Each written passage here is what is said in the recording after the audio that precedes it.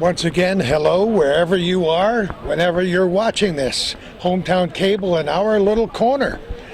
Another trip into the countryside on May 14th, 2011, in the shadow of Ausable Chasm, actually just below the parking lot in a building that was once a part of the Ausable Chasm complex. But my goodness, has it undergone a metamorphosis. You can see the bridge over Ausable Chasm.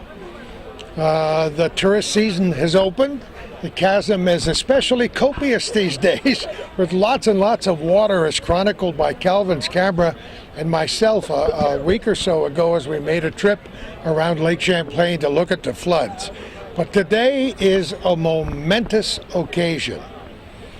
It's the North Star Underground Railroad Museum and Town of Chesterfield Heritage Center. They will have a ribbon cutting and opening ceremonies today. You can see the special porches, handicap access that have been installed for the reason. Don Papson began this organization several years ago, hoping that it would grow into exactly what has happened today. And looking for a home, they have certainly found one in this wonderful old edifice. The ribbon cutting ceremony is scheduled for this afternoon in about 14 minutes. We're here at quarter of one in the afternoon.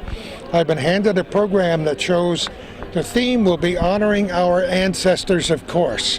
I've talked about it before, covering an area between 1830 and 1860 when many southern slaves trying to escape through various northern corridors, including one here at Lake Champlain toward Canada before the Civil War. There'll be a welcome this afternoon with Margaret Gibbs, Essex County historian and director of the Adirondack History Center Museum, and a member, of course, of the North Star Underground Railroad Museum.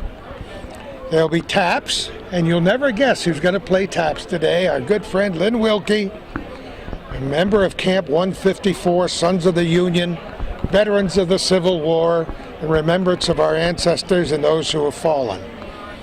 Dr. Dexter Chris, a neighbor of mine in Morrisonville, and his SUNY Plattsburgh Gospel Choir, and they have been on the music map in the North Country for a long time and just put on a performance here in the North Country that was unbelievable. So lift every voice and sing special selections of the day and so on.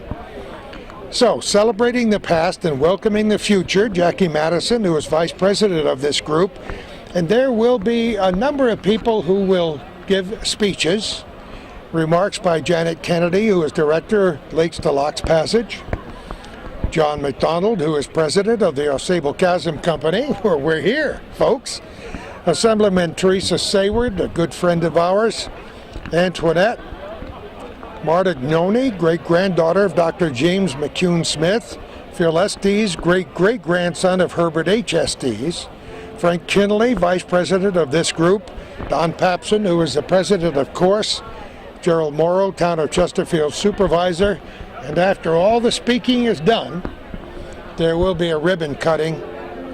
There'll be tours of this museum, and refreshments will be served later on this afternoon. Again, it's May 14th, 2011, Ausable Chasm, the new home for the North Star Underground Railroad Museum and Town of Chesterfield Heritage Center. The Patriarch is here. Oh. The Patriarch is here. Lynn Wilkie, how are you? I don't know. I'm getting older and older. Oh, well, as long as you could blow into that trumpet, somebody asked you what was going to come out of the other end of it. I don't know what's going to come out the other end of it. I don't know. You know. Have you been out west this year? No, I'm going to Alaska now. Alaska? Yes. I can't stand it. Come on. No, I go up to Alaska. This year I am doing True Grit, and I'm doing John Wayne. And I've got the whole outfit. Isn't that wonderful? Yes. I'm going to go cowboy shooting up there. That's a good idea. We just came from the Civil War reenactment on the former Plattsburgh Air Force Base. And they have a nice group of people there, but there was nobody to play taps. No. And the woman who was narrating said, if we only had a bugle. I said, no, sorry, the bugle's already taken for the day. No, whatever. So, Yeah, well, so this is fun. This is a nice place out here. This is fun, but it's also extremely serious. Very important. In this day and age, it is. Listening to all this stuff, I'm now working with Army Mars, military affiliate radio, and we're doing an awful lot to try to make sure that this country is safe in a little way. This thing right here That's all we do in our own little way, right? Yes. How many times have you played taps? Could you write it on your calendar? No, I don't. I did 436,892. 93. I bet your son still plays taps too. No. Come on. No, he's a conductor now. Oh, is he really? Yes. The Rappahannock Pops Orchestra. Isn't that wonderful? Yes, it's down in Virginia. It's the only Pops Orchestra in the state of Virginia. And he's a conductor. Oh, that's so. He's a good piano player, though. I bet, as is his daddy. Thank you so much for stopping by. You're a dear friend, a great reenactor, and you blow the best bugle since Louis Armstrong. This thing right here, shut it up when I start blowing. No, we'll be over here. Don't worry, I know you will. We'll hear you. Else, this is awful tense today. Oh, no, don't be afraid. Yeah. Thanks, Lynn. I'll see you later, buddy. Have a great day. Bye. Am I right in your way? I'm sorry. Just for a minute. Oh, okay. How many times you Can everybody hear me?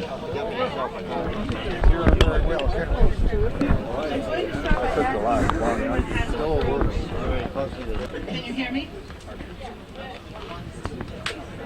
Does everyone have a program? It's important because there's a song on the back that we're all going to be singing. Everybody, to this most special occasion. My name is Margaret Gibbs, and I'm the director of the Essex County Historical Society. And I've been a member of this board of the North Country Underground Railroad Historical Association since its beginning, serving as the vice president for 5 years. The Essex County Historical Society is pleased and honored to join the town and the North Country Underground Railroad Historical Association in this ribbon-cutting ceremony today to officially open the town's Chesterfield Heritage Center and the North Star Underground Railroad Museum. This effort began 10 years ago.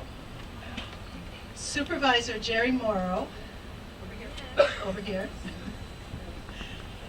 has invested 10 years in developing this Heritage Center. And at the same time, Don Papson began his research on the Champlain line of the Underground Railroad 10 years ago. So we have both Jerry and Don to thank for bringing us to this day.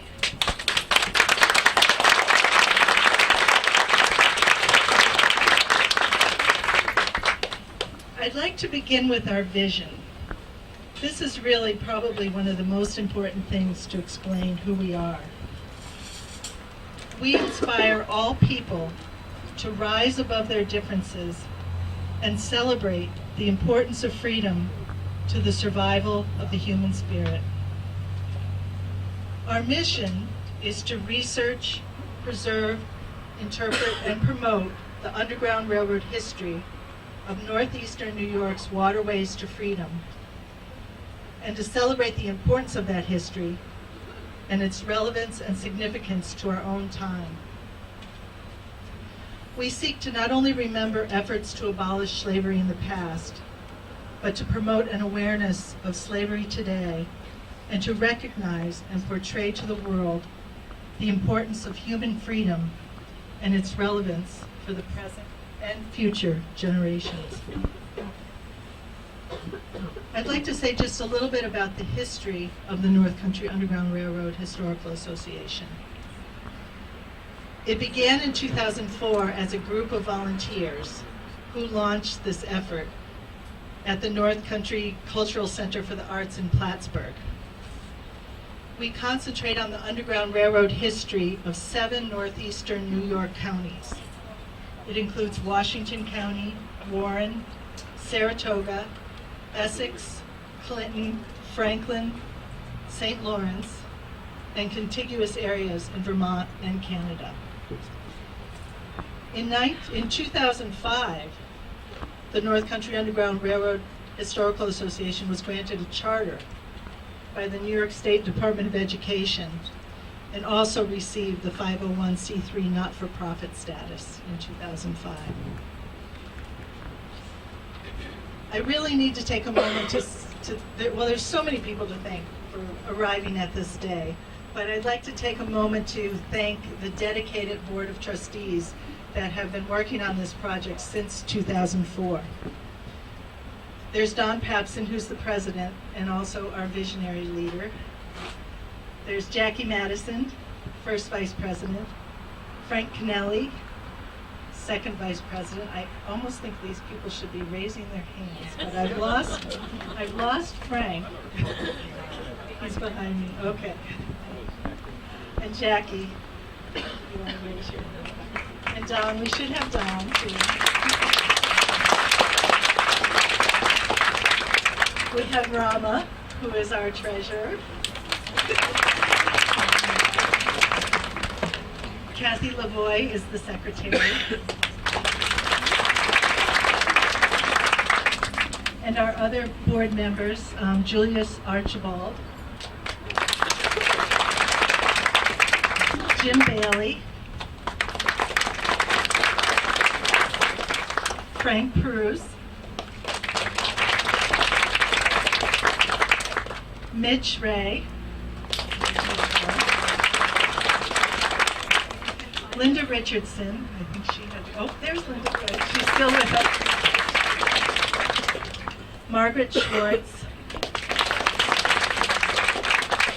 and Dick Ward. We also want to thank our past board members, including Dr. Marilyn Van Dyke, Debbie Craig, Renee Moore, Booker, Lita Kelly, did Lita have to go? And then of course Vivian Papson, who's been with us all the way as well. And Robin, yes, where's Robin Caudell? We also want to thank Helen Nurska, our hardworking president's assistant. And then there are so many others, members, volunteers, so many people have been part of this effort, and we truly are grateful for everyone who helped make this happen. I want to mention a few other accomplishments in addition to the work that's been done in opening this museum, accomplishments since 2004 that have been accomplished with the North Country Underground Railroad Historical Association. One example, and I know we have a group here from Rouse's Point. In 2009, the National Park Service officially recognized the site of the old Rouse's Point Steamboat Landing and Railroad Terminal as part of its Network to Freedom program. And this year, a wayside panel was dedicated to the old Rouse's Point Steamboat Landing as one of the most significant stops on the Underground Railroad in the Champlain Valley. In addition, this year was the world premiere of Melissa Waddy Thibodeau's Story of Lavinia Bell, performed at SUNY Plattsburgh and in Montreal. Some achievements from last year: funds were raised to stabilize the former Stephen Keyes Smith barn in Peru, New York, that contains a hidden room where it's believed fugitives from slavery were hidden. A committee of volunteers chaired by architectural engineer Glenn Erb has been doing the work. And in addition, an archaeological dig was conducted by Andy Black, who supervised SUNY Plattsburgh and SUNY Potsdam students on the dig. Some other events: in 2008 we had And Some Were Women, a celebration of contributions of women to the anti-slavery movement. In 2007 we had a canal splash event with rides on the Weatherwax ferry boat and stories and songs of the Champlain line of the Underground Railroad. 2006 we had One Story at a Time, which was a photo exhibit, photos by Laura Sells Doyle, and I see Laura's here today, so that's great. it was a photo exhibit of safe houses in 6 counties of northeastern New York, accompanied by stories. And then in 2005, we had the Northward to Freedom DVD was created as an introduction to the Champlain line of the Underground Railroad. And that's a phrase that everyone needs to adopt because it's so important what has been discovered about the Champlain line of the Underground Railroad.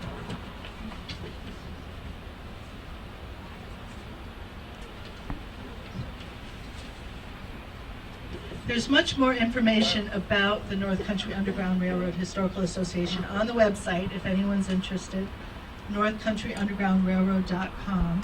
And you will also find the newsletters, the North Country Lantern. Many of you have seen that already, but it's also available on the website. So I just want to say that as Essex County historian, this day and this museum is so important to our region's history, because we are advancing the national and international importance of this region to the Underground Railroad. The museum exhibits are revealing the hidden history of the Champlain line of the Underground Railroad, representing 10 years of research by Don. Our museum in Elizabethtown, the Adirondack History Center, we applied for a grant from the state through the Heritage New York to do an exhibit with Don about how the debate over slavery divided many of our local churches. When the grant was funded, we realized that it made sense that the exhibit should be here, and it is here, so you'll have a chance to see it this afternoon. So this group, you're among the first that will see these exhibits at the museum, and so we want you to be sure and come and look at them today and come back and look at them again. There's a lot of information. And also, please, everybody sign the guest book because we'd like to have a record of everyone who is here today. We'll begin our program, and we ask everybody to please stand up. And we have Lynn Wilkie. He's a member of Camp 154, Sons of the Union Veterans of the Civil War, in remembrance of our ancestors and those who have fallen.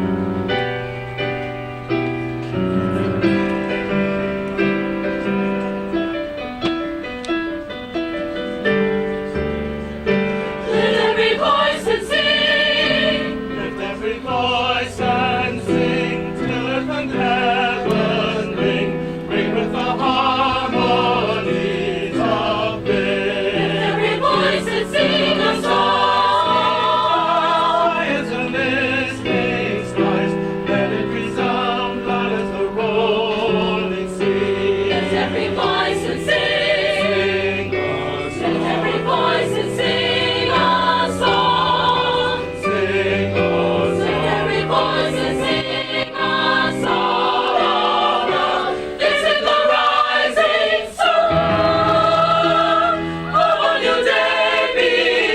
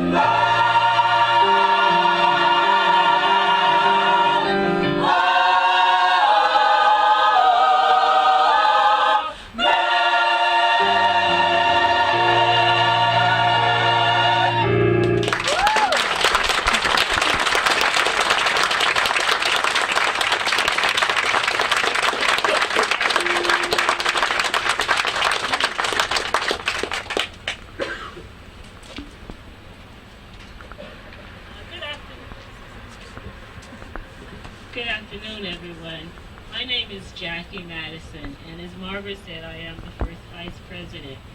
Today, we are here for the grand opening of the Heritage Center and the North Star Museum, a consortium between the town of Chesterfield and the North Country Underground Railroad Historical Association. Both the town of Chesterfield and the association recognize the importance of this area's role in spiriting individuals seeking freedom to Canada and other locations within the Champlain Valley, as well as some freedom seekers settling across upstate New York and Vermont. Slavery was and continues to have a negative impact on individuals, families, communities, and society as a whole. Every human has a dream and desires and anticipates freedom to make those dreams and desires come to life. Individuals who lassoed another person into helping them with their dreams without recognizing that person's goal of access to freedom has done a disservice not only to the individual bound in slavery, but to themselves, their communities, and society. But those individuals who intervene and allow freedom seekers to have a chance at their dreams are really the gems of society and humanity, and I would recognize them as the first true activists of this great country. They did not have to put themselves or their families in harm's way to assist former slaves, but they did, and I can only speculate that they had a strong sense of freedom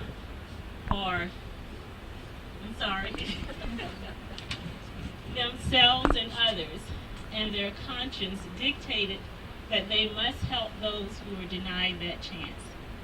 By helping these individuals, they were helping themselves. The consortium between the town and the association was a dream to identify, recognize, and celebrate those individuals seeking freedom, those who assisted the freedom seekers, and this area for promoting the true meaning of freedom in the United States. By opening this Heritage Center and the museum, the consortium will be honoring those individuals in this community while preserving history that tells a story and hopefully ensures that no one else will go through the same suffering. As an African American, I am proud of those individuals who fought to preserve the mission of this country, which is to provide freedom to all humans. While I cannot identify any of my ancestors who may have taken this route, there is a chance that it could have occurred, as my family originated from the Carolinas. For the relatives of those individuals, be they activists or freedom seekers who may be here today, you should know that they were true heroes, and this museum and Heritage Center will honor them and let others know now and in the future that against all odds, it is always best to do the right thing.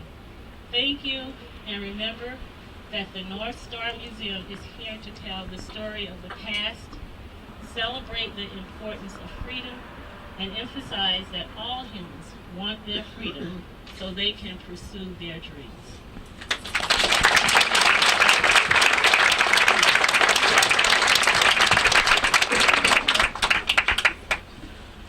So before we sing this selection, this song is called Open My Mouth to the Lord. It's an old spiritual, and it kind of represents the slaves as they tried to escape and basically psych themselves out to make a very long journey. Any of us that travel anywhere, you have to prepare yourself the day before, right? So the slaves had to go through the same thing. So they would sing songs like this as they decided to make that decision to escape. So Open My Mouth to the Lord. Can I ask Alex, the perfect pitch guy in the choir, to give me an F real quick?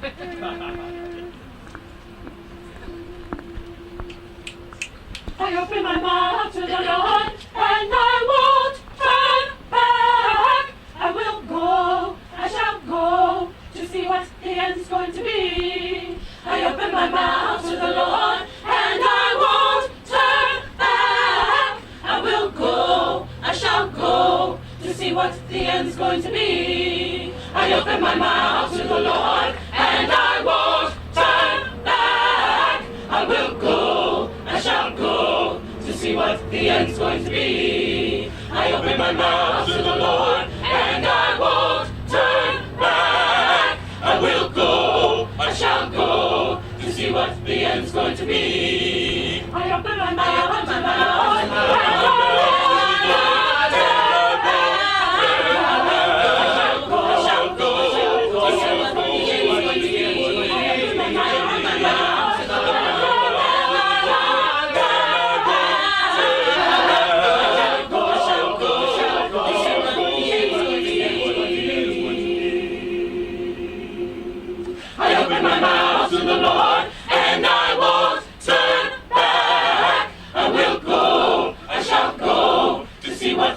going to be. Do do do do do do do do do do do do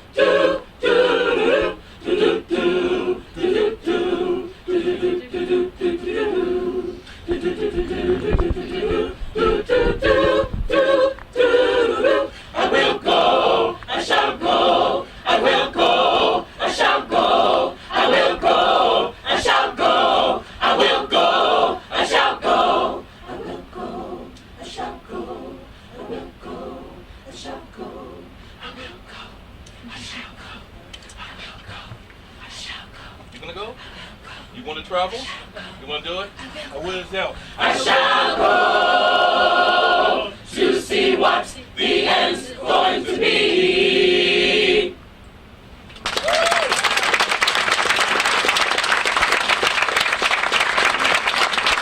So we have one more selection we're going to do. Don said he wants you guys to have a festive event. So we're going to do this one little song which we think will inspire you. It's called Great is the Lord. Because if you're going to have a discussion about the slaves, you got to have a discussion about the songs that they sang that helped deliver them. So Great is the Lord. Andrew's going to direct it. On the song previously was John Thomas, who taught Lift Every Voice, and Brett Carpenter will be solos.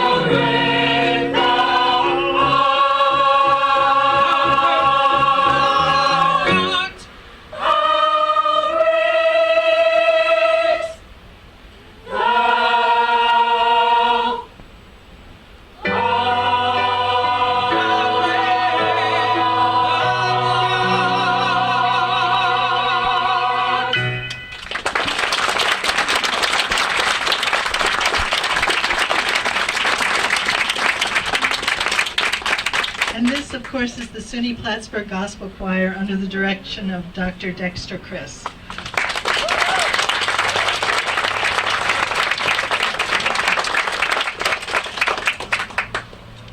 Thank you. Put you guys up there.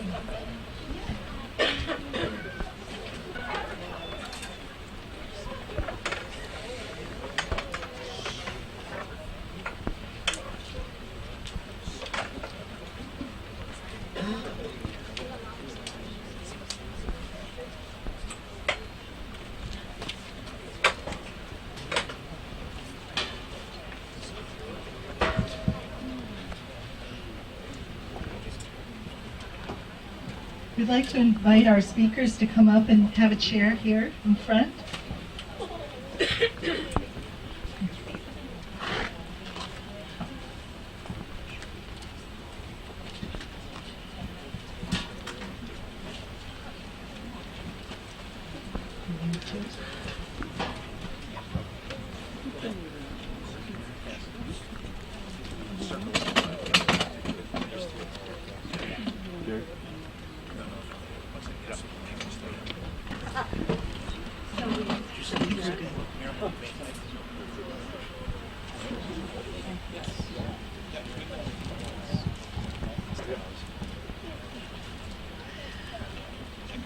We'll begin our introduction to our speakers with Janet Kennedy. She's the director of Lakes to Locks Passage, and she can tell you the important role that Lakes to Locks Passage has in the opening of this Heritage Center and Museum. Thank you, Don, and all the members of the North Country Underground Railroad Association for inviting us, or inviting me today to speak for this great occasion. I'm really pleased to be here. 10 years ago, I first met Don, and he expressed his vision for researching and interpreting the history of the Underground Railroad. It was clear at that time that he was going to succeed.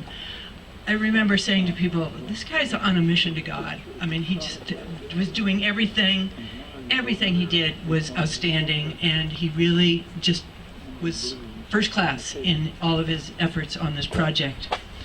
With the help of numerous individuals and the support of the town of Chesterfield and the generosity of Ausable Chasm, who actually donated the Estes House for this facility, this is now a reality. Lakes to Locks Passage unifies the historic, natural, cultural, and recreational resources along the interconnected waterway that includes the Hudson River, Champlain Canal, Lake George, Lake Champlain, and the Richelieu Valley in Quebec. It's really the waterway between the Mohawk River and the St. Lawrence River. Historic events along this waterway shape North America as we know it today. Lakes to Locks Passage is proud to have been able to channel Federal Highway Administration funding through the National Scenic Byway Program to this effort. This facility will serve as a heritage center along this byway. The partnership that we have now started with National Geographic will be able to promote Chesterfield and this facility to national and international travelers. I'm really looking forward to seeing the exhibits, and I'm sure we're going to have many, many visitors who are going to come here and have this outstanding experience. So thank you again for inviting me today. And we'd like to present you with a pin with the logo for the North Star Museum. Oh, you already have one? Okay. Well, we're glad you have one, and you're wearing it proudly. We're also going to hear from Tim Brissett, and he is the director of Ausable Chasm, and this is another very important partner to this project. Thank you, everyone. It's definitely a pleasure to be here today.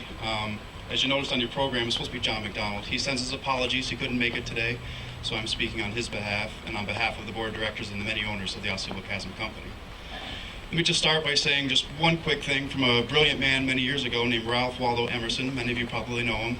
But he once said, "Nothing great was ever accomplished without enthusiasm." I repeat that a lot, and that is definitely fitting with this new museum and heritage center with Don Papson. He is one of the most enthusiastic men I've ever met in my life, and he's really pulled off a one-of-a-kind museum. Well done. that goes to say with Frank and with Helen and all the others, Janet, of course, all of these people really came together. And I couldn't be prouder to speak today on behalf of the community of people that came together and pulled off such a wonderful, I mean, beyond expectation museum, Heritage Center. The company, Au Sable Chasm Company, is now in our 141st season. We've gone through a lot of things, of course, from great hotels to museums, car museums, mini golf, campgrounds, animal farms. I can go on and on. There's a lot of things that we've done through the course of our time. But I know the board, especially and all the owners, this is top dog. I mean, this is one of the most important things we've ever accomplished, or been able to provide a building to accomplish. And they're really thrilled and happy, and of course proud. It's really all to say. Hopefully that covered it for John. But again, just great to see you here with everybody. Hopefully I get to talk with some of you as the afternoon goes on. Thank you. Okay, sure. Yes. We're very pleased this afternoon to also have Assemblywoman Teresa Sayward here to say a few words about this opening. Thank you very much for inviting me here today. This is a wonderful celebration that wouldn't happen without the cooperation of local government and certainly Jerry Moreau and everybody who's been involved. I've never had the pleasure of meeting Don before, but I can tell that he certainly was the spearhead, if you will, of what's happening here today. When you think of slavery, you very often don't think of the North Country, or the North Country maybe playing a role in what happened many, many years ago in America. And it's with great pride, certainly for me, and I'm sure all of you, to understand that our area had a part in eventually making America realize that what was written originally in the Constitution about equal rights for every person meant every person. That fight continues today. The women in the New York State Legislature, both from the Senate and from the Assembly, have continued that fight. The human slavery market here in America and in New York State is raging as we speak today. We meet together irrespective of our party affiliations to see what we can do to break that chain. And we were successful last year in getting a bill passed that when young women are picked up in prostitution, young women and also sometimes young men, that instead of incarcerating them so that their pimps can come back and pick them up at jail and put them back on the streets, we now offer them the opportunity to go into safe houses. And we have been successful in saving some lives. So I'm happy to be here today to celebrate this opening of this wonderful museum. I can't wait to get in and see the pictures and everything else that we might see in there today. And I just sincerely want to thank the community of Chesterfield and her people for doing this for the whole North Country. Thank you.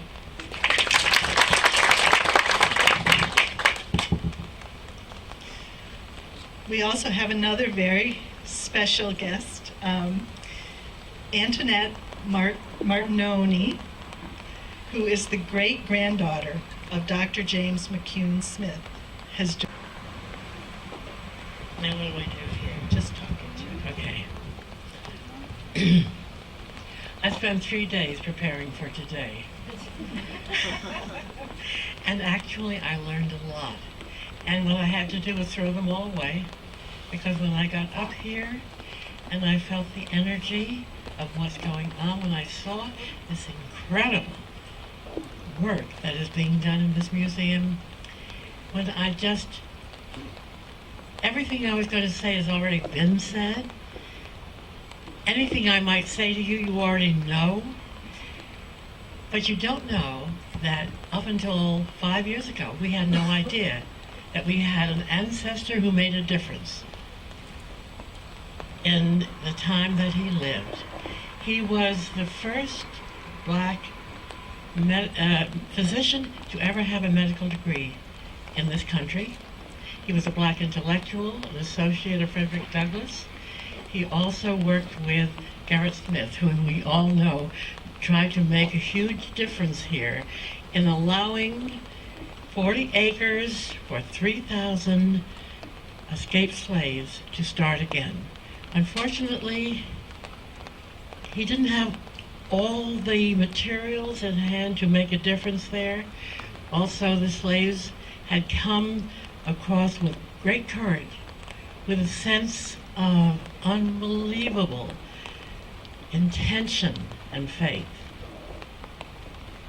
But they didn't know how to read or write. And how can you then do what you were expected to do, to learn to vote, to be a community? And so one of the things that my great-grandfather, Dr. James McCune Smith, did was he said, we have to help the children. We have to educate the children because they were the ones whom we really can help. And he died very young, 52, 53 years old. I've lived almost 40 years beyond that. And I know what it takes to understand the value of what we have here in this country. And when the choir sang, I'm still crying inside. It was so wonderful. I had that sense of oneness, you know, of being together, of not having any barriers, of really hoping and believing that just who we are is enough. Thank you very much.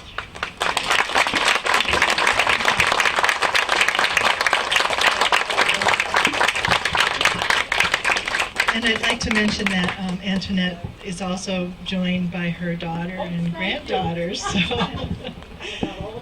who traveled from New Haven, Connecticut, to be here today. So we're happy to welcome you as well.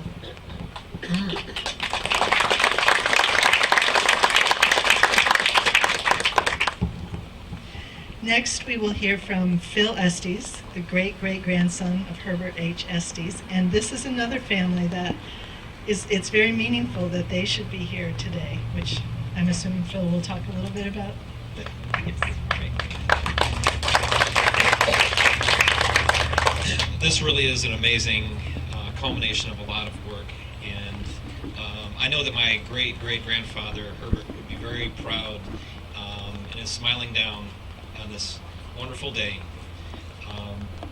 I want to talk just a few minutes about him, and I also want to say a few things that it's so important for us to remember our forefathers, and we really need to understand what they did so we can appreciate their sacrifices, which made it possible for freedom for all Americans.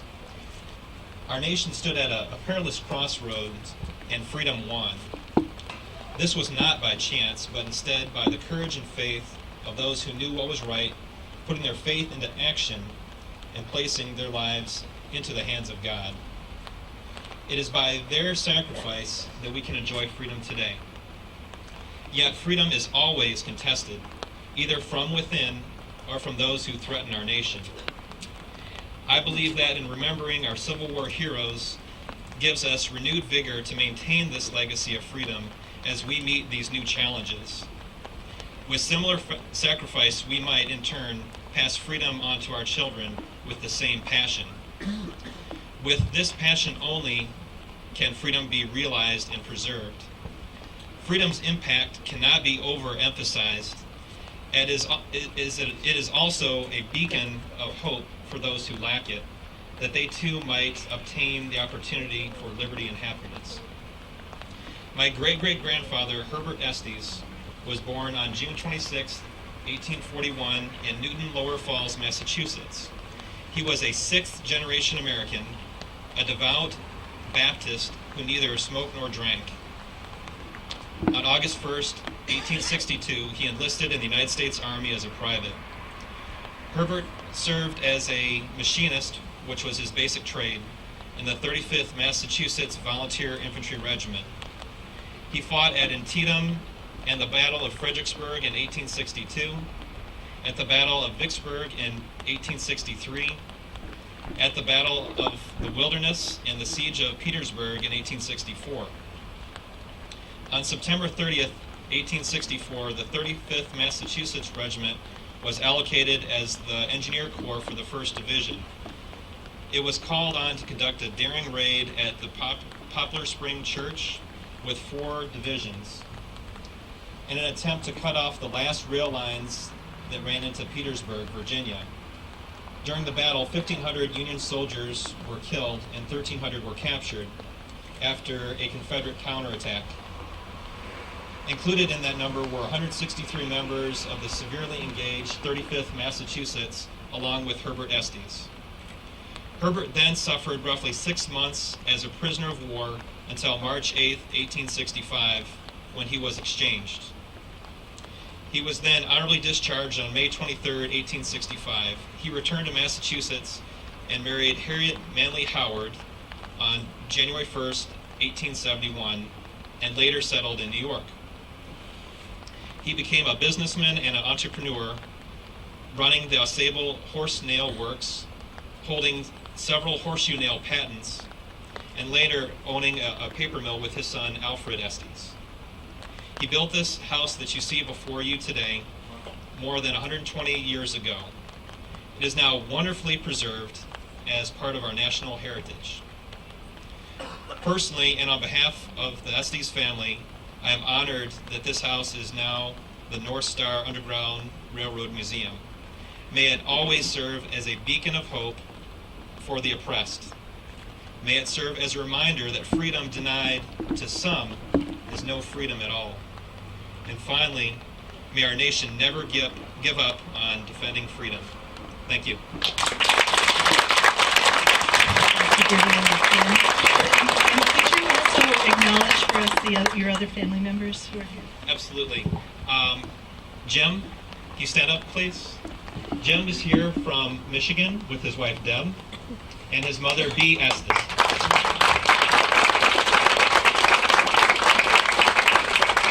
I would like to say something which I didn't intend to do with Don asked me. But my husband, Kerry Estes Jr., was a very, very dedicated fan to our country. And at 17, his mother had to sign, but he went in to the Navy, the Army. And he served there for some years. But he always held this feeling for our country. And when we would come back, which we had done a few times, he was saddened that the way the house was not, kept the way he had wanted it to be in honor of his great-great-grandfather. And I know we're here today, and I can feel it in my heart. I'd be so proud. Thank you.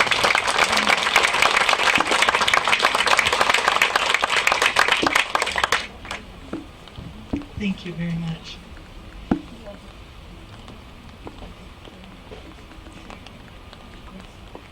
The next person I'd like to introduce is Frank Kennelly, and he is the Vice President of the North Country Underground Railroad Historical Association.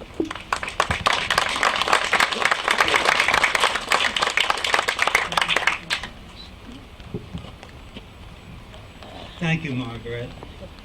We wish to honor a very special group, the volunteers who gave us so much of their energy, their skill, and especially their time to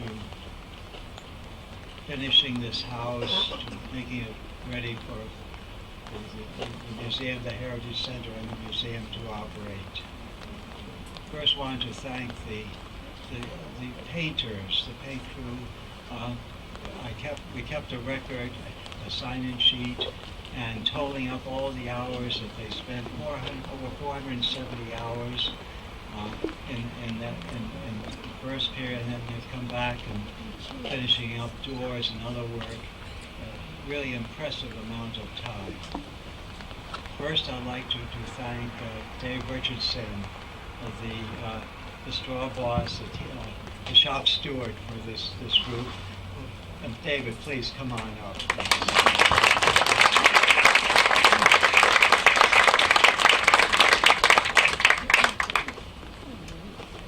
David, please have the phones.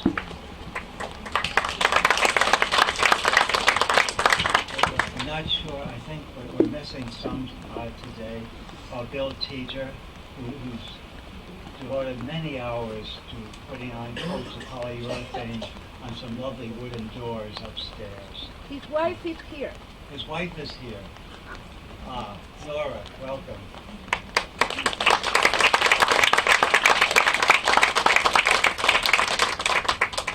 And whenever there's a difficult job, Bill was there to take it on. So I said, oh, where's Bill? He'll do this. He still has one door left. And there's Aluglia and his wife Diana. Al took on the windows. These windows put in the 1880s, painted and repainted, and I don't think anyone ever thought to take off one of the earlier coats of paint. And Al worked his way through all of those coats. Even found one lock on the entrance window on the right. You might look at it with the patent of 1884. And so little awards he found. A very special help. And Pete Lake, also not here. And Pete, too, a tall man, was always helpful to having him. And he knew how to really cover a lot of territory in those walls. There are many, many walls in there. And Phil Medora, Phil was great in finishing off work, and Phil also worked many hours on those doors. Those doors are really, like the windows, needed a lot of tender loving care. Mitch is here, Mitch Ray. And Mitch also covered a lot of care. A lot.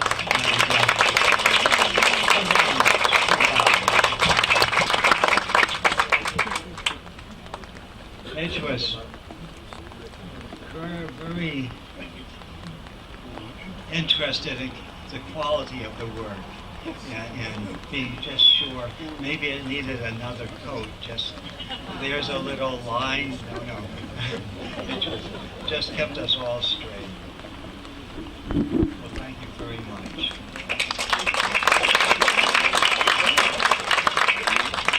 And I want to give a special thanks and an award to our IT man, Michael Trudell. You would think installing internet connections would be a piece of cake, but not when it comes to an 1880s house. And this included negotiating a crawl space of about maybe 2.5, 3 feet high to the end of it to find a way to get a line up into the computer that runs a very fancy a theater that you will be seeing. And hooking up in the middle of the night, a clothesline, clothes hanger to it, to pull a line up through like that.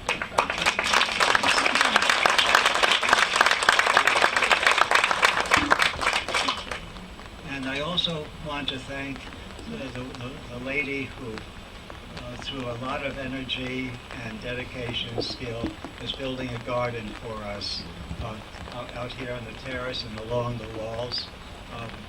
Where indeed is my good wife? Here she is. You have to come up too.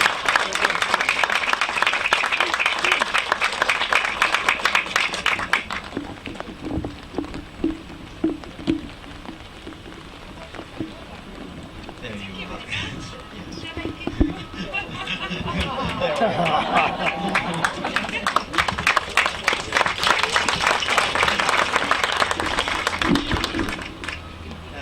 Several, I want to give honorable mention to the road crew of the town of Chesterfield, who took on jobs that I'm certain are not what they signed up to do, including bringing heavy cabinets up a bunch of narrow stairs upstairs for us, and being so helpful in so many ways. And I also want to mention our Tim has been here to speak already, but we're so fortunate with having the Chasm as a neighbor and supporter, and they've been helping countless those ways. So thank you all.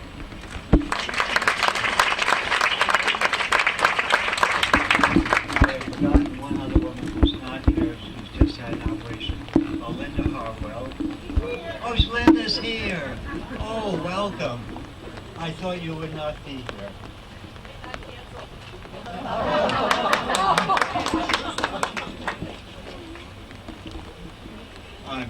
Linda, it's so much energy. It was hard to keep her away from this place. She just loved a paintbrush in her hand that she was raring to go. My granddaughter's also here. She came down Lindsay, from school. Lindsay, come too, please.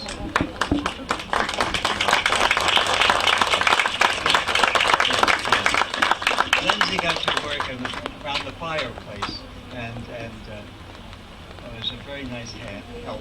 Thank you. Thank you. Thank you, Mary.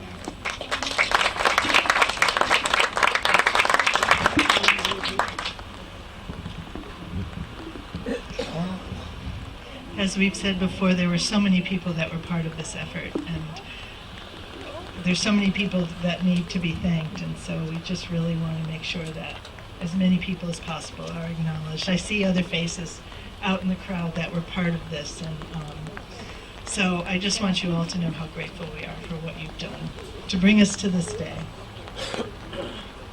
Our next speaker is probably someone that most people know. This is Don Papson. He's president of the North Country Underground Railroad Historical Association.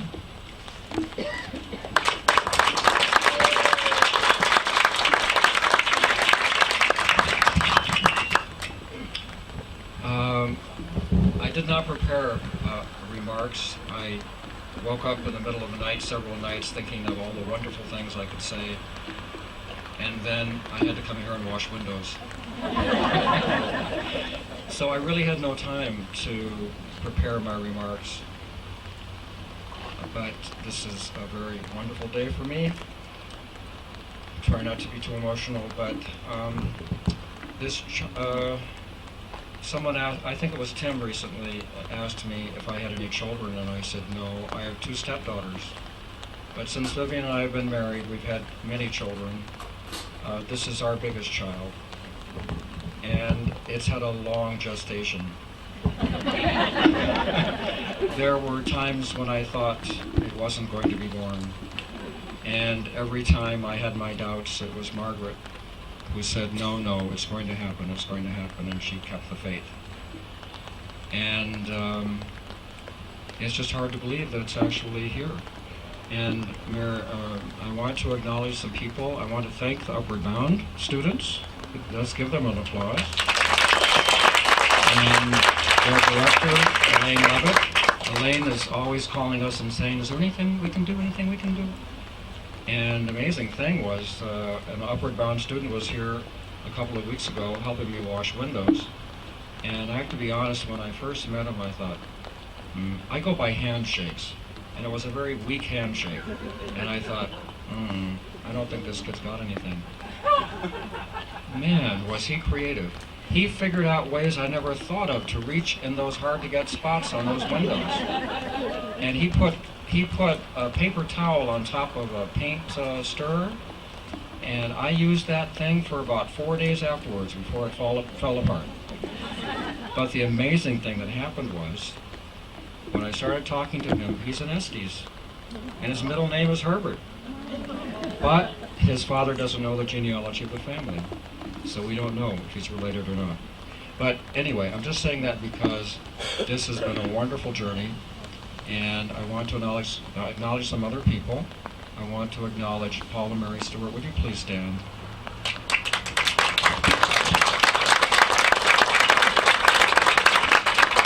This means a great deal to us to have you here, because this is a connection that existed during the days of the Underground Railroad between Albany and the Lake Champlain region. And today we have the same connection between our organizations, and it means a great deal. And when the Stephen and Harriet Myers house opens, please let us know, because we want to be there and reciprocate. I also want to acknowledge Martha Swan, who's the director of John Brown Lives, and Brenda Mills. Would you please stand, Brenda? Who is in charge of the John Brown Farm. With the opening of this museum, Essex County now has a very strong three-legged stool. No other county that I'm aware of in New York has anything like this. This is like triumvirate, you know. And we will be sending people over to the farm. Brendan will send people over here. We will send people over to Rugby Museum. Is Jane Williamson, did she make it? Jane wanted to be here so much. She's the director of the Rugby Museum in Ferrisburg, Vermont. I want to acknowledge David Remington, who is here. Would you please stand, David? David has been very generous in the support of our association. He is a direct descendant of Reverend Ashbel Parmalee, who was the minister of the Congregational Church in Malone. And the church there has a historic marker, Heritage New York marker.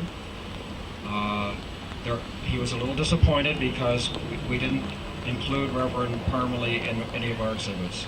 There will be some disappointments. We cannot tell every story here.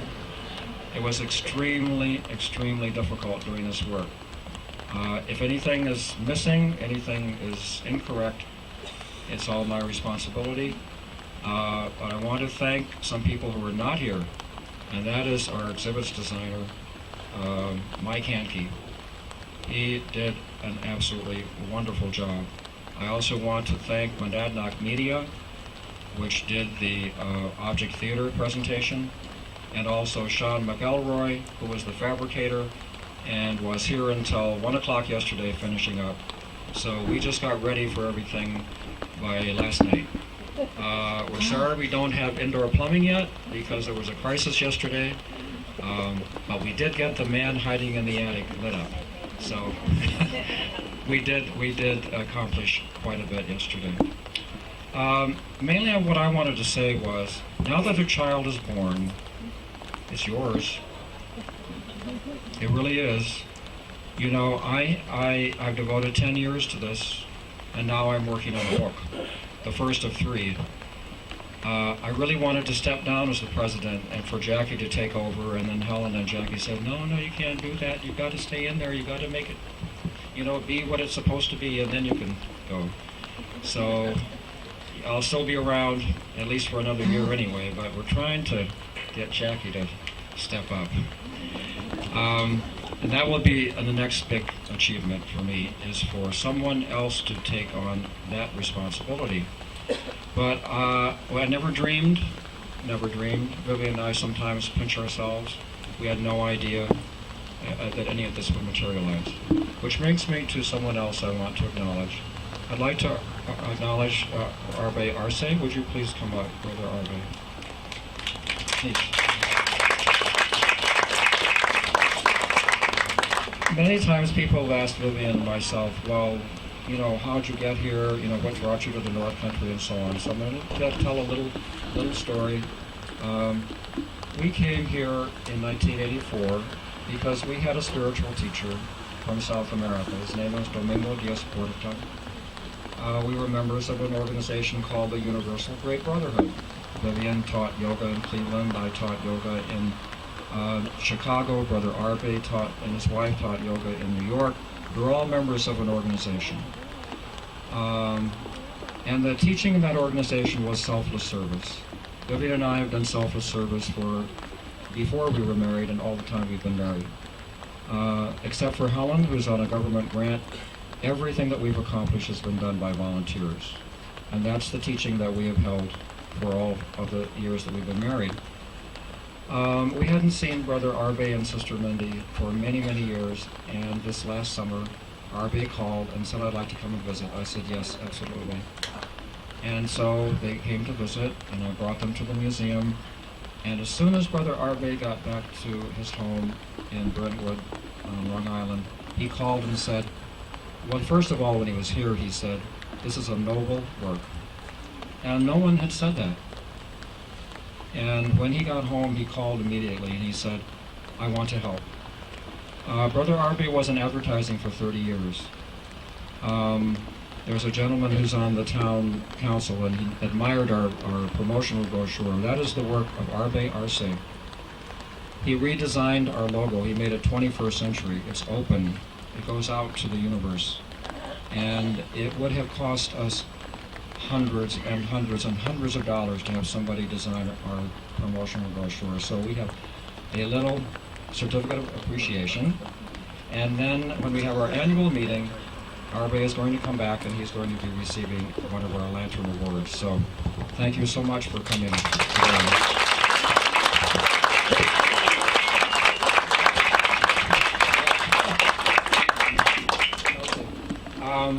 Now, the other person I want to thank is Jerry Morrow.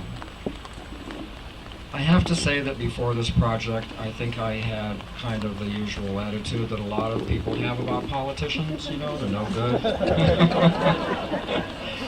And Jerry has made the word politician good for me. If it wasn't for Jerry, this project would not have happened. He's put up with us every request we have, you know, he's listened, but I learned right away that the way he operates is, first of all, he'll say no. Then he thinks about it, and he's figured out a way to make it happen. And he has made this happen. Now, it's been a little bit hard on our wives. Vivian made a rule. She said, no phone calls before 9 o'clock. We have to say our prayers, we have to eat, we have to do our exercises, no phone calls before 9 o'clock. Then Yolanda Canelli made a rule for their house, no calls between 1 and 3 o'clock when they have their lunch. So, one day, I can't remember what it was, Jerry called before 9 o'clock. And Vivian answered the phone, and he said, Vivian, I know it's before 9 o'clock, you know, but it was something really good. I mean, there was some really...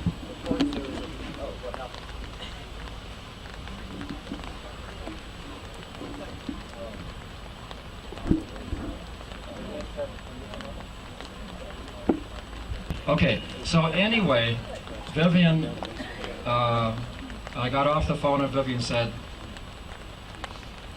Jerry is okay. If it's Jerry, it's okay. But she also said, thank God for Jerry. And so I said, I'm going to buy him a present. And Vivian's going to present you with a present, Jerry.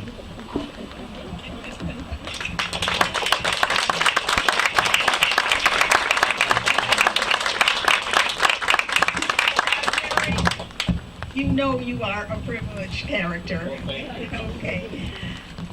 Really, sincerely, I want to join everybody else in thanking you. And we thank you for making our vision and your vision the same vision. And for making the work, that all the labor that went into this, making that your labor as well as our labor. And that means our future is going to be with you as well. So those are all the things that make us feel very happy and very good about this wonderful partnership. Now there is one thing though, however, that we want you to promise. And that is that we're going to get to see you in this beautiful gift that we have. I'm anticipating. Ta-da!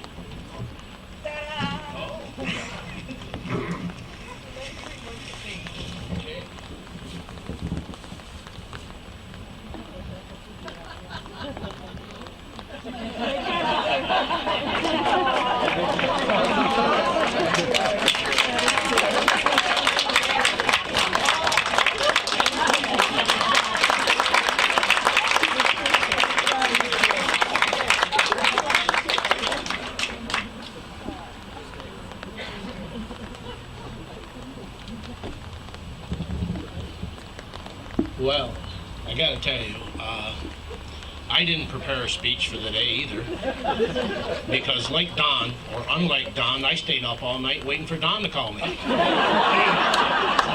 Even though Vivian made the rules, Don, no calls before 9 a.m. and no calls after 9 p.m., Don broke those rules. After I heard the first time, I never called before 9 again. Although I could, as you heard Vivian. But I waited all night for Don to call because I don't get by at least a day without 4 phone calls from Don. And now when my clerk to the supervisor, Shelley Davis, out there, she doesn't even have to say Don Patson's Don on the phone. But I gotta tell you, it was wonderful. It's been wonderful. It's just hard to believe when Margaret reminded us it's been 10 years. I've been supervisor for 18 years. Over half of that time is not working full-time on this beautiful house here that's opening up. But I want to thank a lot of entities and a lot of people. All I am is an administrator. I can't get anything done unless the people cooperate and the state agencies cooperate. All I can do, no one person can get anything done without help. And I have been very fortunate to have a lot of strategic people helping. Look, I'll start out, and I know I'm going to forget somebody because really I didn't prepare anything. I never do. And but I'll start out with local government. I want to thank my highway department, like Don said, Phil Prey. He's our highway superintendent. He apologizes he couldn't be here today. Highway departments don't have to work on general projects. He did. You can see where they paved the parking lot. They'll be doing a finish coat on top of it in the future. I mean, they have done everything we've asked for. Never said no. I may have said no once in a while just to make Don squirm, you know. But you can't get in too easy, you know. That wouldn't be any fun.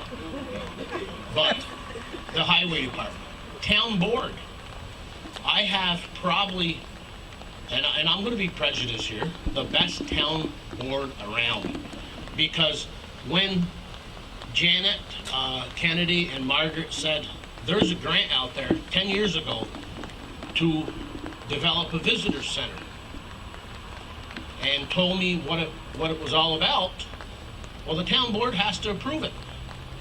And the town board approved going after this grant. And you have to front the money up front. The state doesn't give you the money. They give it after you spend it all. And then I'll be fighting another 10 years to get all the money back. But the town is the one that is very helpful to me, and my clerk to the supervisor, who I said, Shelley Davis. I mean, all I do is sign the paperwork. Here you go, Shelley, here's another piece of form to fill out and everything, you know. So she's the backbone behind me. And Janet and Margaret and the planning office. 10 years ago, it was Bill Johnson in the planning office that helped out, the Essex County Planning Office. Then it went to Vic Putnam and Garrett Degg, who's standing out there in the rain today. It was very instrumental. Raise your hand, Garrett. Very instrumental. Thank you, Garrett. So we've got town government, county government. Now we come to the state government. I mean, the state is the one that gave us 4 different state entities, gave us these grant funds. Teresa Sayward, who's here today.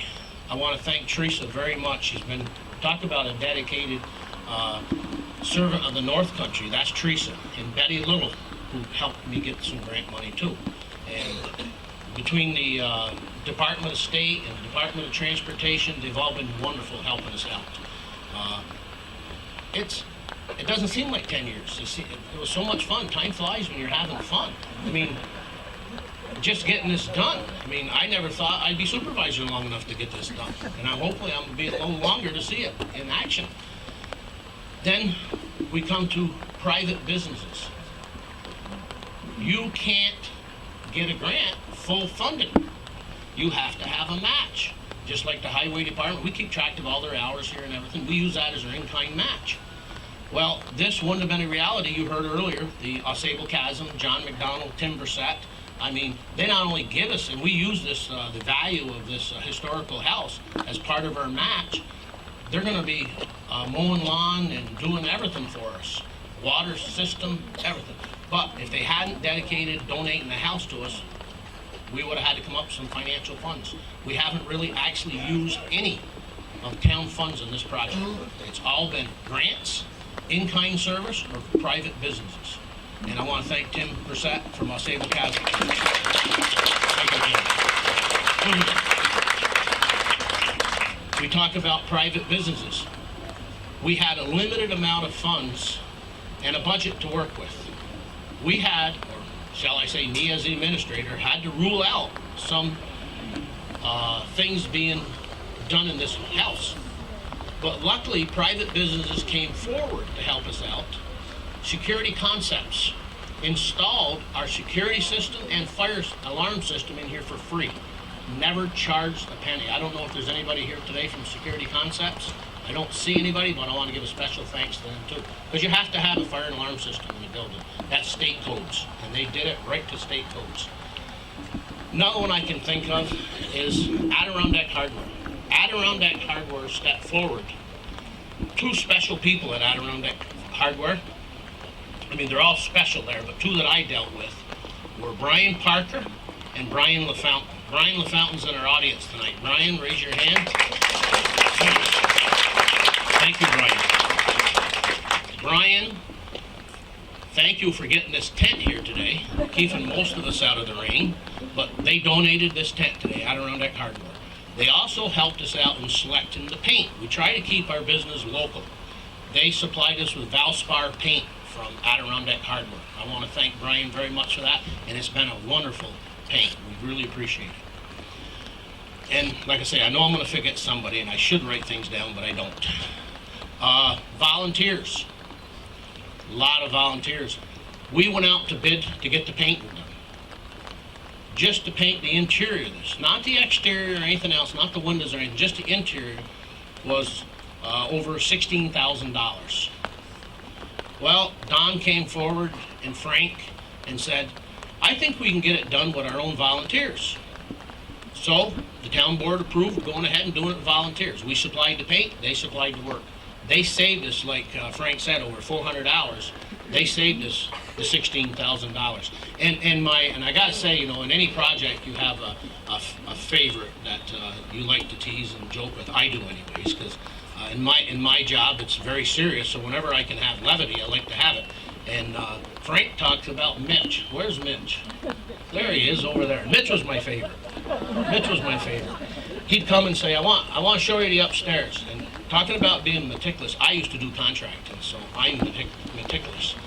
So Mitch was so proud of his work, and all of a sudden I go, well, who painted that over there? They missed all that. Mitch would look at me and say, I did.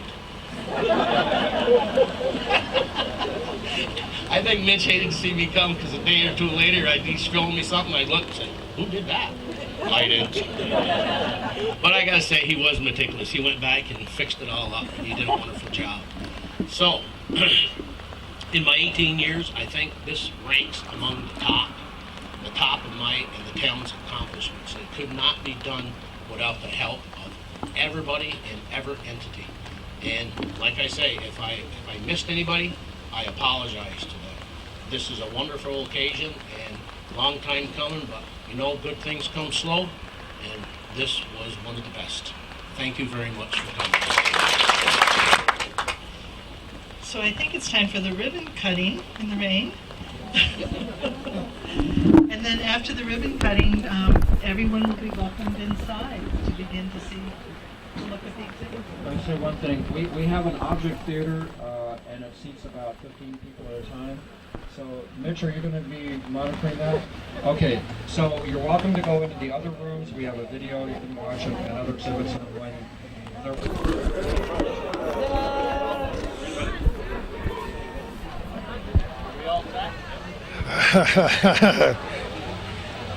Here we are, cutting the ribbon. It's red, white, and blue, of course. I was going to call this beautiful entryway gangplank, but that wouldn't be the appropriate term for today. What a wonderful ceremony this has been, hasn't it? It's just terrific. The rain has become a little more prolific since we began our show today, Calvin, but it's nice to see all the people here, and we've talked how many times about volunteer spirit. Boy, is that show here today, doesn't it? It's alive and well here at at this site. We should probably point out to people how to find this place. It's kind of behind Sable Chasm. Give some directions here. You're pretty familiar with the area, Gordy. Well, you just come down Route 9 south is the easiest way, and turn on the road that goes down to the Port Kent Ferry, even though it's underwater now, as if you were going up to Sable Chasm. You turn left off Route 9 if you're coming from the north, and of course you can get on the Mace Chasm Road south of Keysville about 3 miles as well. But when you turn up toward Sable Chasm, on the, I think it's 313, isn't it? It's the road here. I'm not positive, but whatever the route is that goes to the Port Kent Ferry, as soon as you turn off of Route 9, look for a right-hand turn.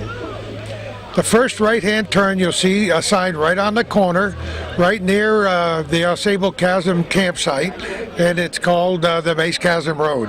Turn down the Mace Chasm Road, it's less than 2/10 of a mile. On the right-hand side, a beautiful big stone structure that you've seen a lot of today, in the rain and out of the rain. People will be traveling inside. There'll be refreshments.